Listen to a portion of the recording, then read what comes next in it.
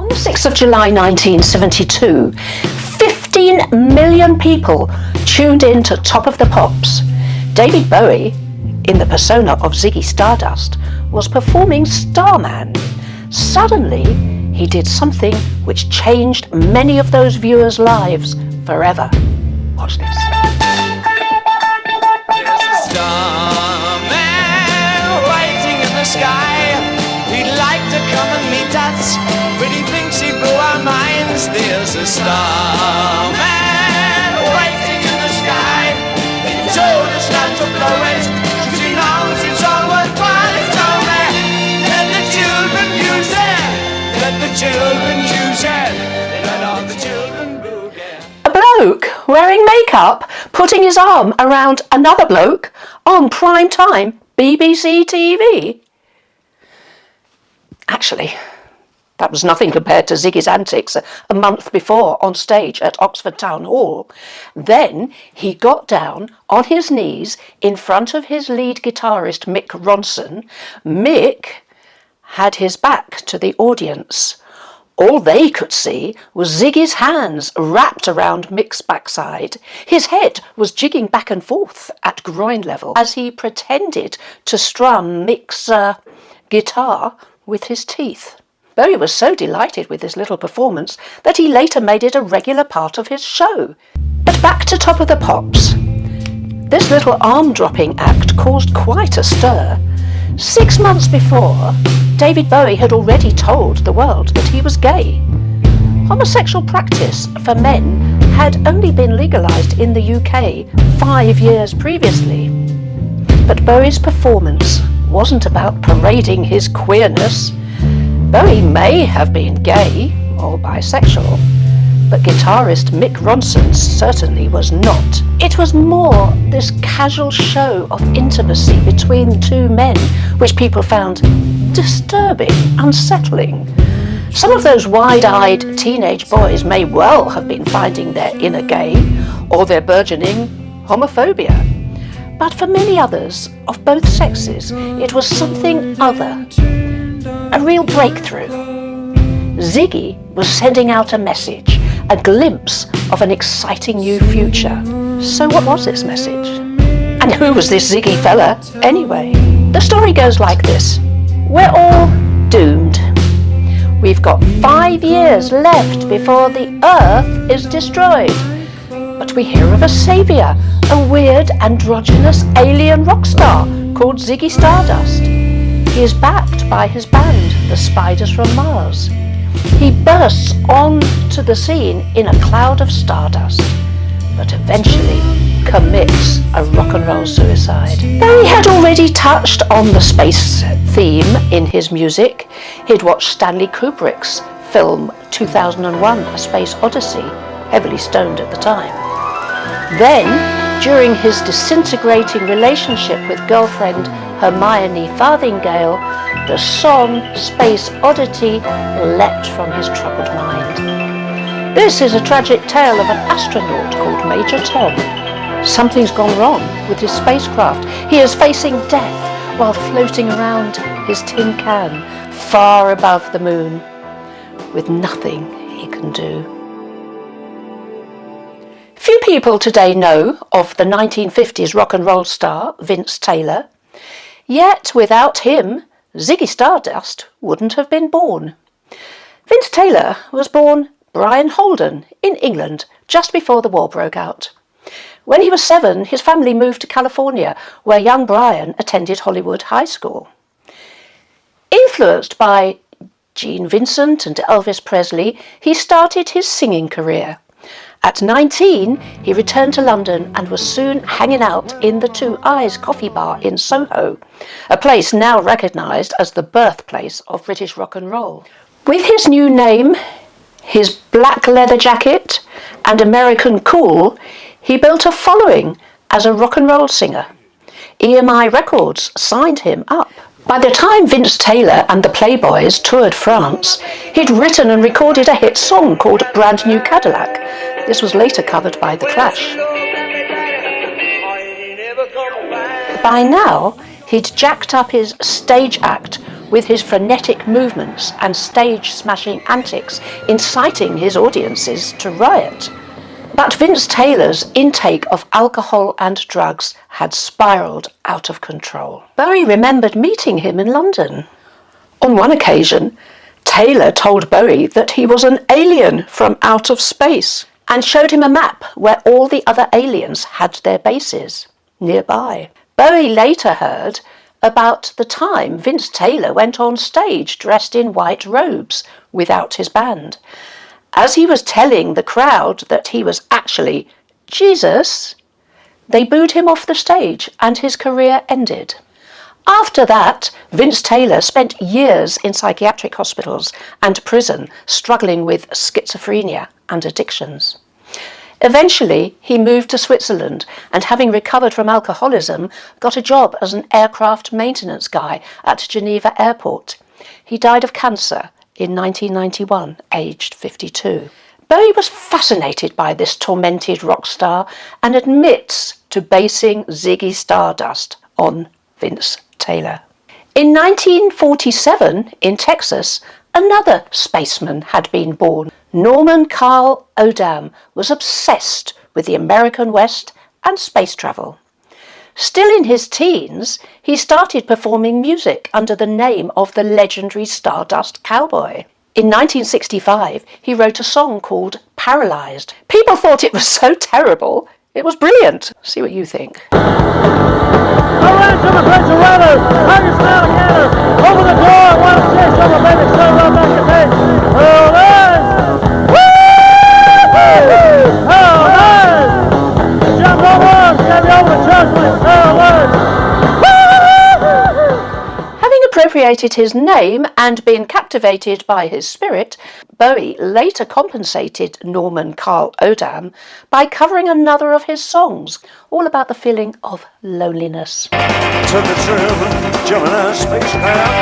In 1971, Bowie was already beguiled by the New York underground scene, including Lou Reed and Velvet Underground, and he became obsessed by Iggy Pop.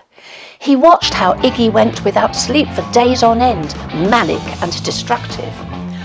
Once, he even smashed a beer bottle over his own head.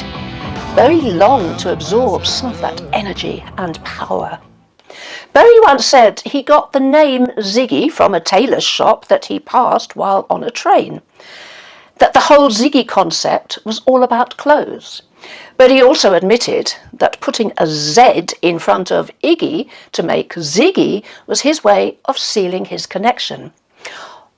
Although Iggy Pop later resented Bowie's appropriation of his style, describing him as that fucking carrot top who exploited him.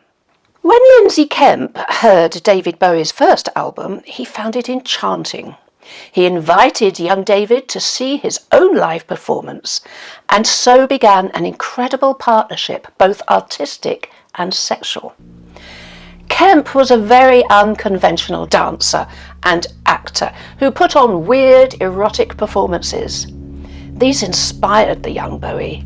When Bowie moved in with Kemp to his Soho flat above a strip club, his world changed. He relished the atmosphere. As Kemp said, "My flat was filled with strippers, hookers, pimps and druggies." Bowie gobbled up new experiences, both sexual and artistic. Kemp's own style was eclectic, enveloping strands of mime, music hall and Japanese kabuki theatre. Kemp taught Bowie how to express himself through movement, incorporating many of these elements. Later, their personal relationship crumbled in a muddle of infidelity on Bowie's part and theatrical suicide attempts by Kemp. But they still connected in art. Kemp directed and choreographed 2 concerts known as the Ziggy Stardust Show at London's Rainbow Theatre. Ziggy Stardust's backing band was the Spiders from Mars. It consisted of Mick Ronson on guitar, piano and vocals, Woody Woodmansey on drums and Trevor Bolder on bass. Bowie was inspired by another Stanley Kubrick film, Clockwork Orange. When he saw the outfit of futuristic gangsters, the Droogs, he knew just what the Spiders were going to wear on stage. The Spiders weren't at all keen on their new glittering pink, gold and blue catsuits. Bowie had to work hard to convince these heterosexual rockers that they looked futuristic and not at all puffy. There were many other helpers and influencers to the Ziggy creation. Angie Barnett was a fiery, energetic American who drove Bowie forward in the early part of his career. They spent 10 years in a highly sexualized and experimental marriage. He said it was like living with a blowtorch. But she certainly helped to set Ziggy Stardust alight. Freddie Beretti worked for a Greek tailor on the King's Road and designed many of Ziggy and the Spiders' early stage outfits, including the quilted jumpsuit worn on that first appearance of Top of the Pops. Susie Fussy worked in a local hair salon in Bromley, the London suburb where Bowie lived as a teenager. One day, Bowie's mother, Peggy Jones, mentioned that she had a long-haired son whose hair might need some attention. Susie called round with a photo of one of Japanese designer Kansai Yamamoto's zany-looking models. With this inspiration, they cut off Bowie's flowing locks and he ended up with his weird, short, Ziggy haircut. Kansai Yamamoto was later to design futuristic garments for the Ziggy Stardust tour. Other influences included the Belgian singer Jacques Brel, whose style he absorbed in his act.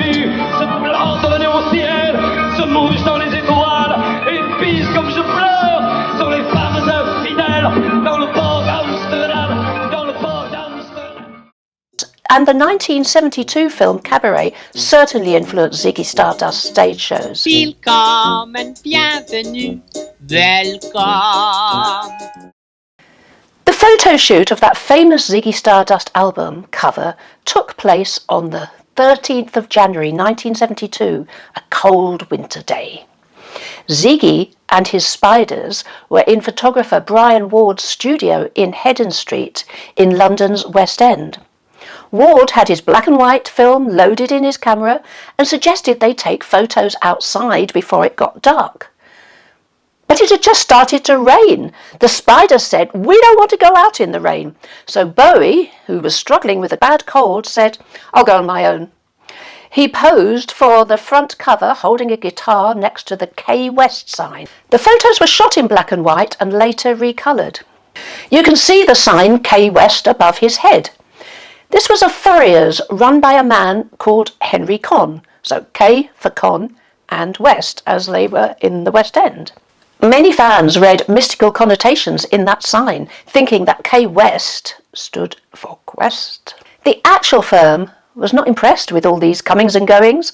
Their solicitors wrote to RCA Records telling them that our clients, K West, are furriers of high repute. They certainly have no wish to be associated with Mr. Bowie or this record. As it might be assumed that there was some connection between our client's firm and Mr. Bowie, which is certainly not the case. They had to get used to it though. Eventually, they moved out in 1991 and the sign was taken down. Hedden Street is no longer a dingy and dull little place. It's been pedestrianised and now lined with restaurants and bars. There is a plaque where the K West sign once was. The phone box has also moved a few yards but remains a magnet to tourists for the classic Ziggy poses. Ziggy Stardust, created on the 29th of January 1972, became one of the greatest inventions ever. The Ziggy Stardust tour chugged through the UK until September 1972, then continued through the US, Canada and Japan. The final date was back in London on the 3rd of July 1973 at Hammersmith Odeon in front of 3,500 fans. And then came the biggest shock of all. Of all the shows on this tour, this particular show will remain with us the longest because not only is it the last show of the tour, but it's the last show that we'll ever do. Thank you. fans were in tears, distraught, disbelieving. Was this the last show that David Bowie was ever going to do? David Bowie lived to perform in many other shows, but as for Ziggy Stardust, he had crashed down to earth and expired. So why did David Bowie kill off this extraordinary character? Well, there were practical reasons. For all the success of the tours, they were not making much money from them. And David Bowie had other plans. He had already recorded Lad Insane, and he was now off to France to record the next album, Pin-Ups. He'd taken Ziggy Stardust as far as he could go, and wanted to explore different themes and a different sound. Also, the tour was punishing.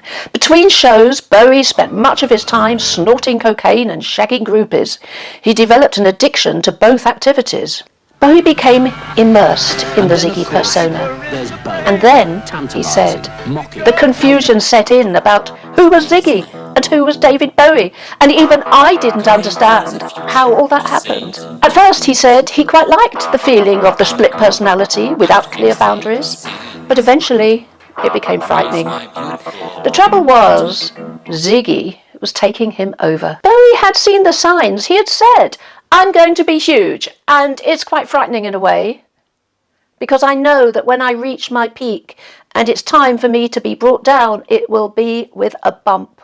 As for Ziggy's rock and roll suicide, well, you can't say we weren't warned. Give me your hands, 'cause you're wonderful.